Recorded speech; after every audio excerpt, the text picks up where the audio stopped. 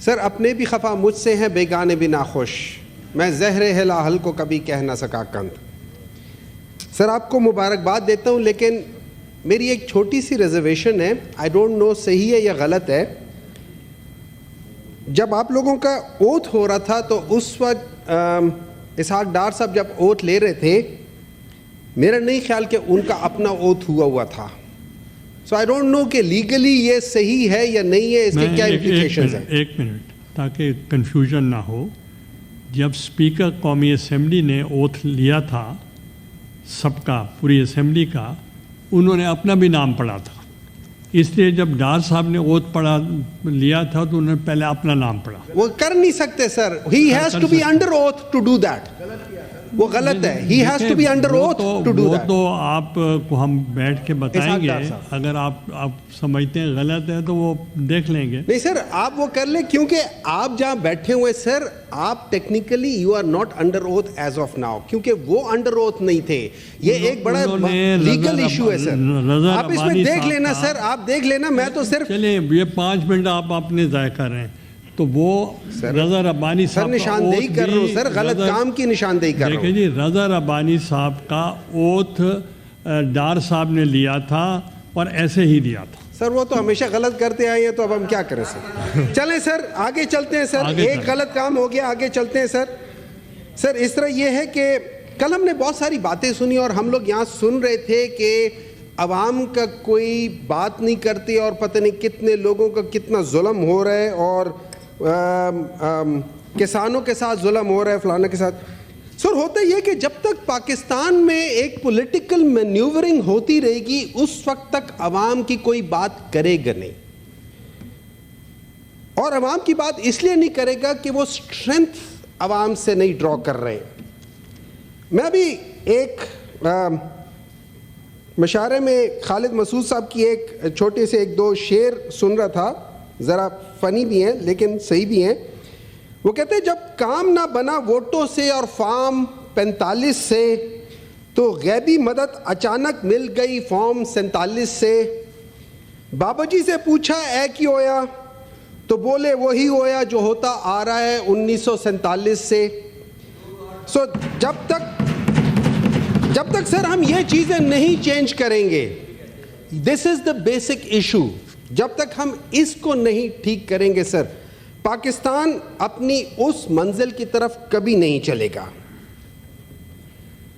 سر اس طرح یہ کہ جیسے ہم سارے پولیٹیکل پارٹیز اپنے اپنے پارٹی کے مینیفیسٹو کو ڈیفینڈ کرتے ہیں، تو وہ لوگ جو الیکٹ ہو کر آتے ہیں اور بغیر پولیٹیکل پارٹی کے الیکٹ ہو کر آتے ہیں، وہ کیسے عوام کی بات کریں گے؟ ہم لوگ تو جو یا پاکستان تحریک انصاف یا پیپلز پارٹی یا پی ایم ایل این کی بات ہو جائے گی، لیکن جو لوگ کی کوئی پارٹی نہیں ہے، جب وہ آ جاتے ہیں تو وہ کیسے عوام کی بات کریں گے؟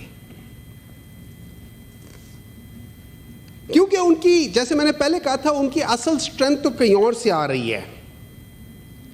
پھر ہم نے یہ بھی سنا کہ لوگ وکٹ کے 2 طرف کھیلتے ہیں، بعض لوگ تو وکٹ کے 4 طرف کھیل رہے ہوتے ہیں۔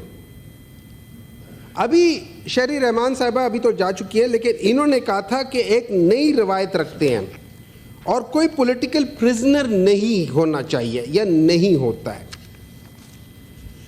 تو میرے لحاظ سے تو آج پاکستان تحریک انصاف کے جتنے بھی پرزنرز ہیں وہ سارے پولیٹیکل پرزنرز ہیں۔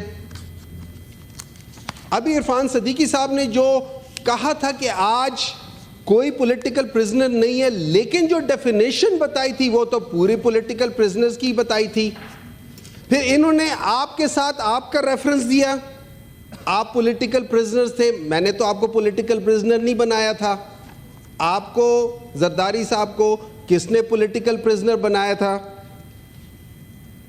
تو ہاں، اور یہ یاد رکھیں کہ آج انہی لوگوں کے جو سینئر ممبرانز ہیں وہ اس بات کی گواہی دے رہے ہیں کہ عمران خان ایک پولیٹیکل پرزنر ہے، اور اس کے اوپر جو کیسز بنے ہیں وہ غلط بنے ہیں۔ کل ڈار صاحب نے اکانومی کی بات کی اور بڑے فخر سے 24ویں اکانومی کی بات کی کہ پاکستان 24th اکانومی بن رہا تھا۔ تو وہ کہتے ہیں کہ یاد ماضی عذاب ہے یارب، چھین لے مجھ سے حافظہ میرا. دو ملک، جڑوا ملک ایک ساتھ پیدا ہوئے، ایک کا نام انڈیا، ایک کا نام پاکستان. جب پاکستان اور انڈیا تھے تو اس وقت پاکستان کا تقریباً 4.5 4.6 کے قریب جی ڈی پی تھا اور انڈیا 3s میں تھا. پھر ہم نے دیکھا کہ یہ فرق اسی طریقے سے رہا ہے اور دونوں نے کچھ نہ کچھ ترقی کی، پاکستان نے زیادہ کی. اب ہم آگے جا کے دیکھتے ہیں کہ تقریباً 1976 کے بعد پاکستان میں ہلکی سی ڈپ آئی، لیکن مسئلہ چلتا گیا، پاکستان اچھی طریقے سے تھا.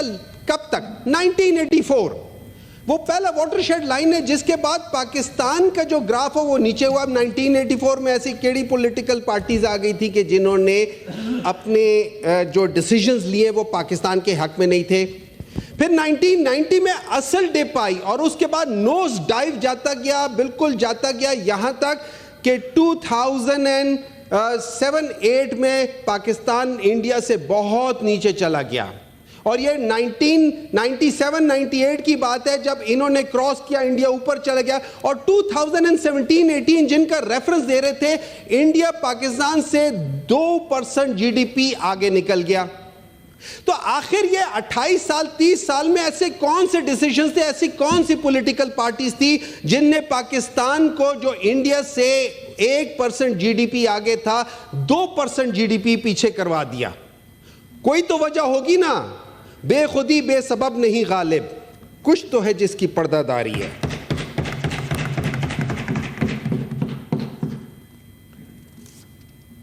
آئیے ہم پرائرٹی سیٹ کرتے ہیں.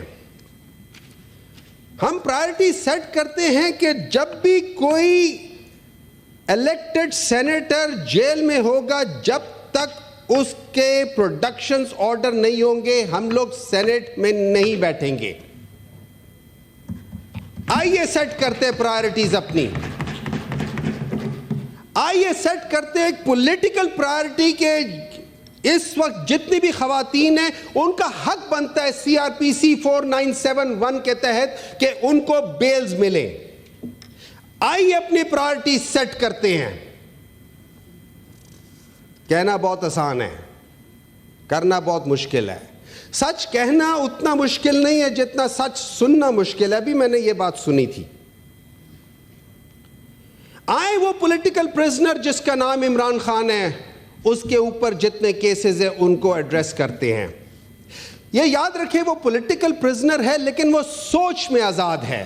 اگر وہ سوچ میں بھی پولیٹیکل پریزنر ہوتا تو کب کا ڈیل کر کے جا چکا ہوتا، کب کا اس ملک کو چھوڑ کے یا سعودیہ چلا گیا ہوتا یا انگلینڈ چلا گیا ہوتا یا کہاں چلا گیا ہوتا.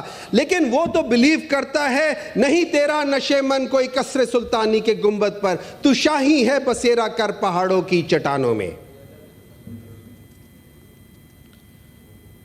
عمران خان کے ہمیشہ ریفرنس دیتے ہوتے ہیں کہ اس نے کہا کہ میں اے سی اتار دوں گا، یہ کر دوں گا. کیا اس نے کبھی اے سی اتارا؟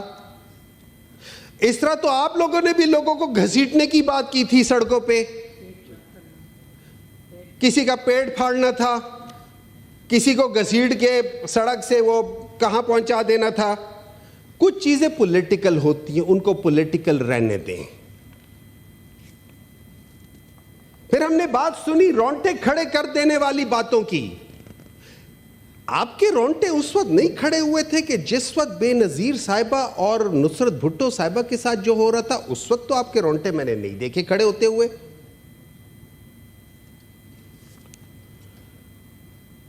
پھر ہم نے یہ بات بھی سنی اور غلط بات ہے وہ جب کہتے ہیں نا کہ خیبر پختونخوا میں لوگوں کو سیٹل کر دیا، ایک آدمی بھی سیٹل نہیں ہوا تھا. اور یہ بات ایک پولیٹیکل پارٹی نہیں ہوتی، ایک گورنمنٹ کی حد تک ہوتی ہے اور اس میں ساری وہ ایجنسی شامل ہوتی ہیں جس کی آپ ہر وقت بات کر رہے ہوتے ہو. جب آپ کہتے ہو کہ اس کا پولیٹیکل ونگ ہے، پھر ہم تو یہ بھی کہہ سکتے کہ کچے کے ڈاکوؤں کا بھی کوئی پولیٹیکل ونگ ہے، کیونکہ کچے کے ڈاکو تو کہتے ہیں کہ ہمیں تو سارے کے سارے جو اسلحہ ہے وہ تو پولیس دیتی ہے. پولیس کس کے انڈر ہے؟ دیکھیں بات یہ ہے کہ اگر ہم لوگوں نے ڈفرنسز سیٹل کرنے ہیں تو سیٹل کرنے. اور یاد رکھیں ابھی ہم سن رہے تھے کہ ایک گھر وہ ایک کمرہ وہ ہوتا ہے جس میں بزرگ ہوتے ہیں.